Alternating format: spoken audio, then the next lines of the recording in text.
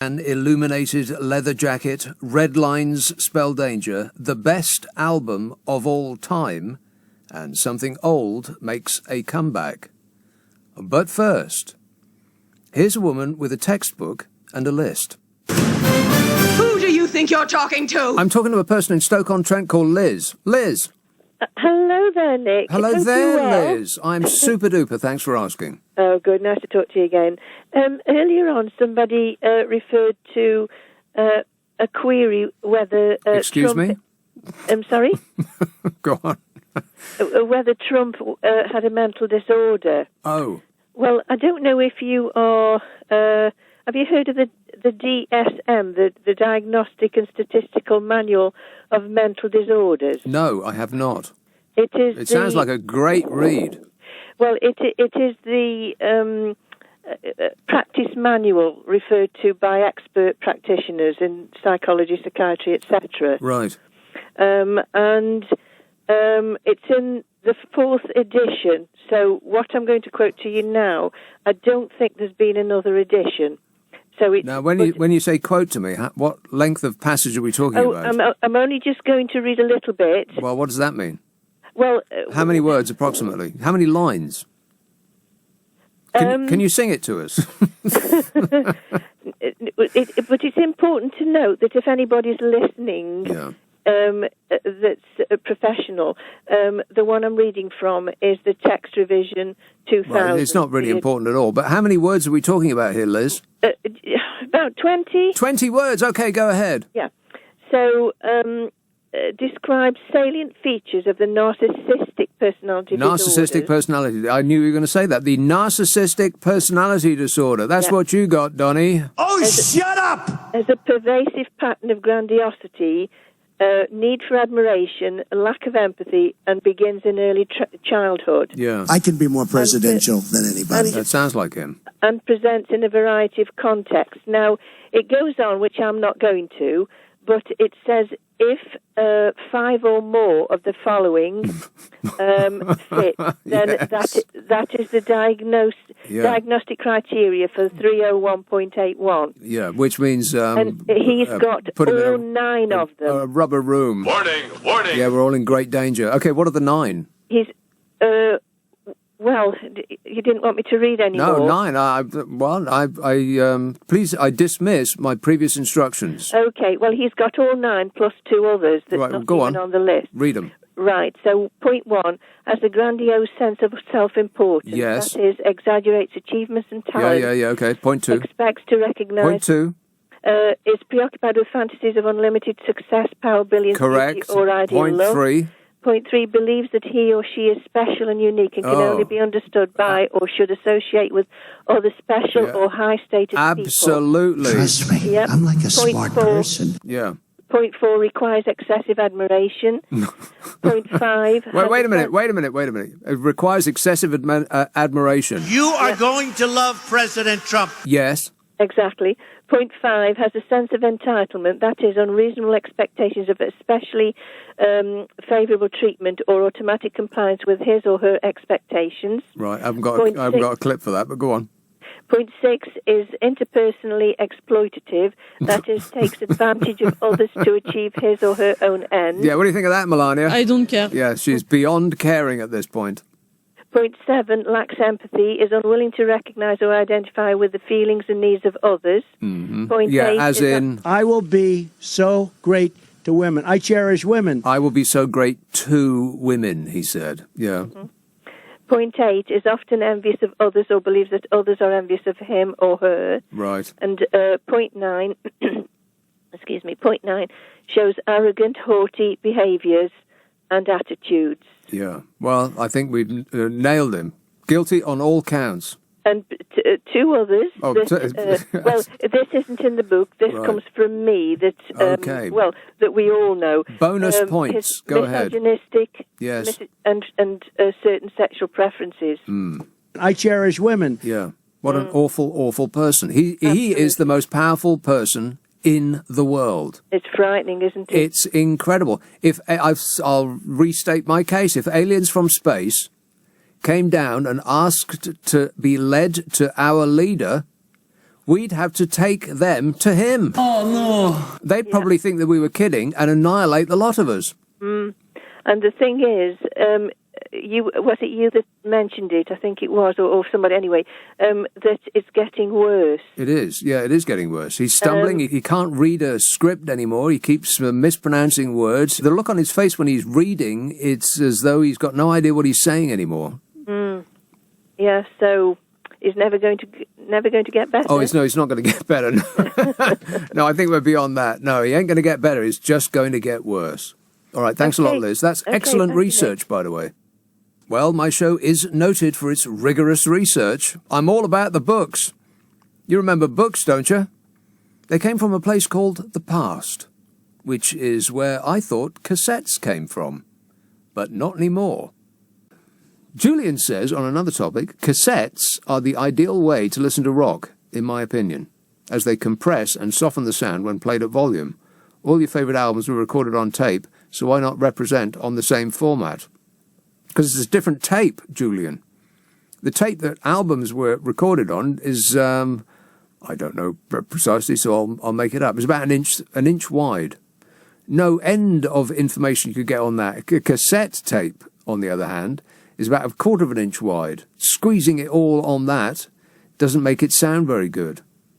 How on earth can anybody say that? Cassettes. This just blows my mind that cassettes are coming back. Well, what next? 8-track?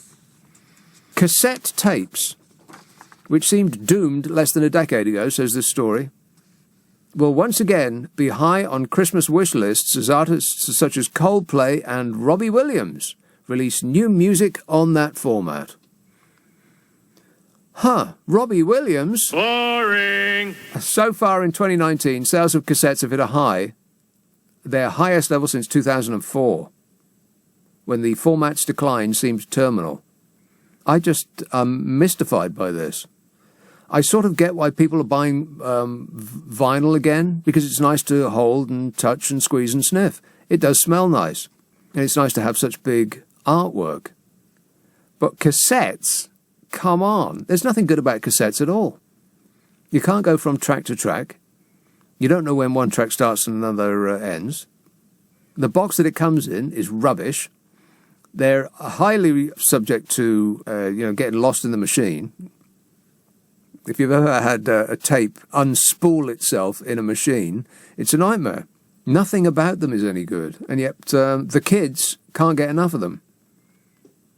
It says the introduction of digital downloads threatened the future of CDs and cassettes, which had previously almost wiped out vinyl. Yet with good reason, because apart from for touching it and looking at it and feeling it and sniffing it, CDs are so much better than albums. Please don't call in and say that the albums sound better. No, they don't. Not unless you're listening to it on massively expensive equipment. I mean, if you spent £1,000 on your turntable, then maybe it might sound better than a cheap CD player. But otherwise, no, it doesn't. Cassette sales were at their height in 1989 when Sony's all-conquering Walkman allowed people to enjoy music on the move. And I bet the first time you heard, if you're of an age when you heard a Walkman for the first time, it was probably Penthouse and Pavement or, something like that, something electronic. It just blew your mind. It did mine. Groovy. I stood in a shop and I put the Walkman on. I couldn't believe it. Yowza. It was like having a stereo clamped to your head. That's ancient history now. In recent years, vinyl sales have made a comeback, which I think is an affectation, really. It's just a fashion. Beards made a comeback and people obsessing about brewing coffee in the most long and tedious ways, all of those things. And beer being brewed in very, very small amounts. All that hipster stuff, most of which is not what it appears to be. If you go to your favourite alcohol outlet and try to buy a hipster small volume beer, you will find that if you read the small print, almost all of them are owned by Budweiser, owned by the people that do Budweiser. That's because these days people aren't in business for the long term. They're in business to make a killing in the short term and then get out. And that's exactly what they do. All of those artisanal beers, I bet you can't find a single one that is still run by an artisan. They run them for 6 months and then they sell up and waltz away. Commenting on the retro trend, Karen Emanuel, chief executive of the Key Production Group, who manufactures cassettes, vinyl and CDs, told The Guardian, "We never stopped producing them, but demand had tailed off to tapes for police interviews." Those are the only people that used cassettes. The police for doing their interviews. "It weren't me, mister, I ain't done nothing." They said it's difficult to say exactly how many tapes will be sold this year, but I think it's going to be more than 100,000. 100,000! Why? They said cassettes are not only being released by big artists, but also small artists too. Well, how small? What, 3 feet?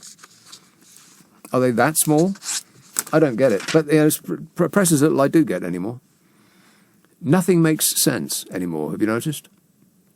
Richie in Sutton says, will your new podcast be available on cassette? No, only on Wave or MP3 or whatever it is. All digital, baby. I am fully up to date. Hip and with it. Paul tweets, making a mixtape for someone was such a lovely way to give the gift of music to someone that you cared for. Somebody that you'd had a court order insisting that you don't approach. He says, messaging a playlist on Spotify just doesn't have the same impact. Well, that is true. But you can mix a CD.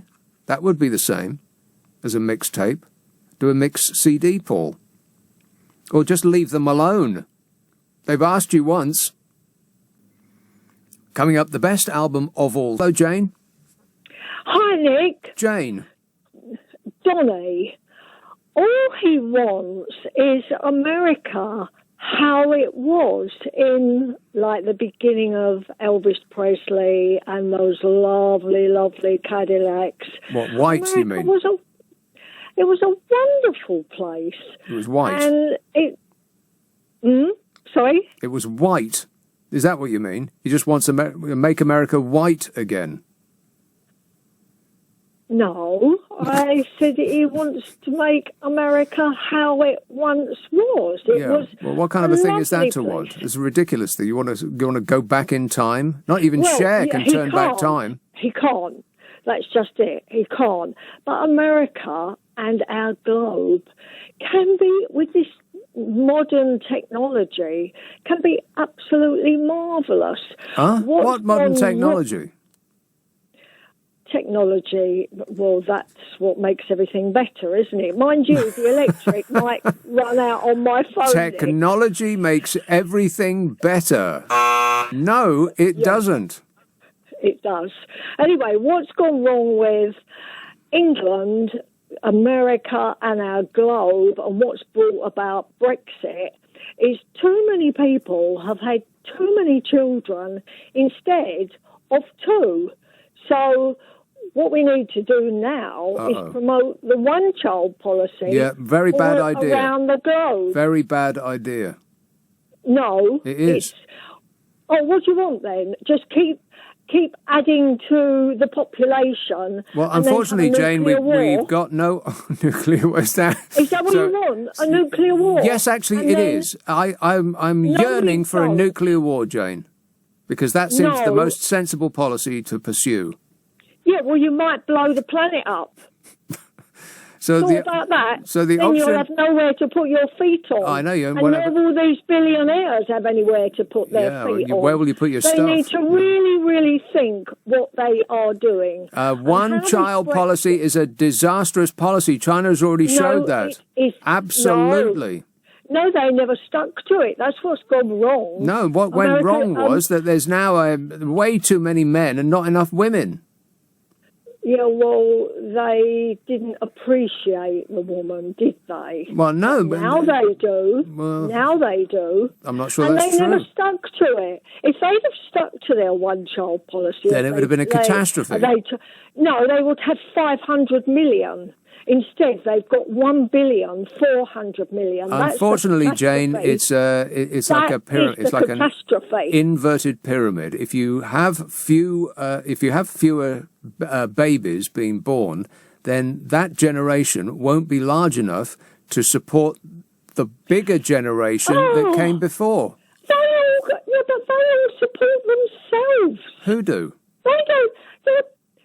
The larger population. Old people do not support themselves. They're supported by the people that come up behind them. No, they do support themselves. No, they don't. If there is no generations... This is absolute waffle, Nick. Jane, Our globe is very, very overpopulated. It's not true. Our globe's in trouble. It's not in trouble. It cannot breathe. Oh, please. We can't breathe. The globe's doing just fine. No, there's nearly 8 billion people. No, Yeah. The oceans are being If you polluted. drive 5 minutes out of any town in this country, all you'll see is green. We're not full up. And this is a tiny little island. We cannot feed. Yes, it is packed. That's why It's not packed. I just described, if you drive 5 minutes out of any town in this country, Jane, all you see is green. It's not full. Yeah, well, I do a lot of driving, right? But that is still that's not enough alarming. to feed the population that we've got now. We have to stop immigration. We don't have enough to feed the population we've got. What on earth are you talking about, woman? That are having too many children. In what parallel universe do we not have enough food to feed the people in this country? People in this country have doubled in size. Personally. Yes, because they're not eating good food, and they're not. A lot of them are. No, they're eating too much food. It's because we have got too much food. Calories are too easy to acquire. That's the problem. It's all the wrong food, isn't it? No, it isn't all the wrong food. Women are working as too soon after having babies. God, there's no end of rules at your place. You can't have any more than one baby. You have to wait a specific time after you've had birth. Eat good food. Good grief. Yes, what's wrong with it? It's like being at school. I didn't say one baby. I said it's better if you But it have isn't. one baby. It isn't. Yes, because it is. No, you're wrong about that because there's not. I there am won't. not wrong. You're not If a teacher. this Hey, globe- Jane, are you a teacher? Listen, if this globe Listen to me, had Jane. 2.8, Listen to. Are you a it teacher? could have exactly. Jane, stop speaking for a moment and answer the question. Are you a What? teacher? No. I'm going to take that. I'm going to take that long pause as a yes. Oh my God, we're all in great danger. We're in big trouble, huge. You can't have a one-child policy because there won't be enough people to support the previous generation, which are huge in number. And they won't be economically active after they reach a certain age. And so they'll be dependent on the people that come up behind them, the younger people, to make all the money that will make the world go round. And if you don't have enough babies, as we don't in this country, there's a big problem in this country that we aren't producing enough babies. People should start, interfacing with each other. Disgusting. A little bit more. There aren't enough to go around. That's the big problem with reducing the number of babies that people have, is because it would create a massive problem in the short term. I mean, it might be all right in 100 years' time, but in 100 years' time, we're all dead. Jane, I'm not putting it back up again. You can't make me. I mean, apart from anything else, that piercing voice, I mean, my ears are ringing. Susie says if they are bringing tapes back, the old-style biros to wind and rewind them will also be required. Well, that is true, yeah. Yeah, you can't have perfectly round biros. You got to have the ones with octagons or whatever they were. That is absolutely correct. Yeah, tapes. I can't believe that people are buying cassette tapes. What for? I bet they're all wearing beards while they're doing it, and they've got tattoos up to their nostrils. Daz says, I remember the night that the Berlin Wall came down. Bizarrely, David Hasselhoff sat on top of it that night, wearing a leather jacket that lit up. Really? Now, did that happen, or were you hallucinating? David Hasselhoff sang on top of the Berlin Wall in an illuminating leather jacket. Well, someone had to. Coming up, a Hasselhoff history called Naked Highways. And the government says they could come in from 2027. So we should, if the government says they're going to be all ready to go by 2027, then we could expect them somewhere around 2050. There or thereabouts. 30 years late and 500% over budget. Road signs will be decommissioned and information will be displayed on digital units within cars, which concerns me because my car doesn't have no digital screen. Digital screens hadn't even been invented when my car was made. When my car was made, people were watching TV on an instrument the size of a cow. Flat screen, please. They would needed to have built a roof rack to carry the screen that they would have loaded in my car when they built my car. And they're talking about removing traffic lights and beaming the red light directly to you, like anybody's going to pay any attention to that. Well, the whole world's gone crazy. What's going on? Live on-road trials are going to be developed over the next year, here, there, and everywhere, baby, coming to a location near you, including, but not limited to, Greenwich in southeast London, which is another excellent reason to avoid Greenwich. And one of the reasons that they're doing this is people are complaining about the amount of signs littering roadsides. And it's not just that they're an eyesore, it's that people don't pay any attention to them, as though road signs are for other, less important people. They should beam instructions into cars with instant penalties for ignoring them, like a giant spike on a powerful spring could be released from the driver's seat when they go over the speed limit, for instance, or they run a red light. I mean, sure, there'd be a lot of blood and some unfortunate casualties, but I believe that other people suffering is a price worth paying. Who's with me? Show of hands. The number of road signs has apparently doubled in 20 years to 4.6 million. Well, I bet the number of cars has doubled. I don't know that that's true, but if you say it out loud, it becomes a fact. Did you know that the number of cars has doubled on our roads in the last 20 years? Motoring groups are estimating that as many as a third of road signs are of little use. Yeah, like the ones that say 20 or 30, for instance. Those are completely useless because nobody pays the blindest bit of attention to them. And what's the one with a red circle with a cross on it?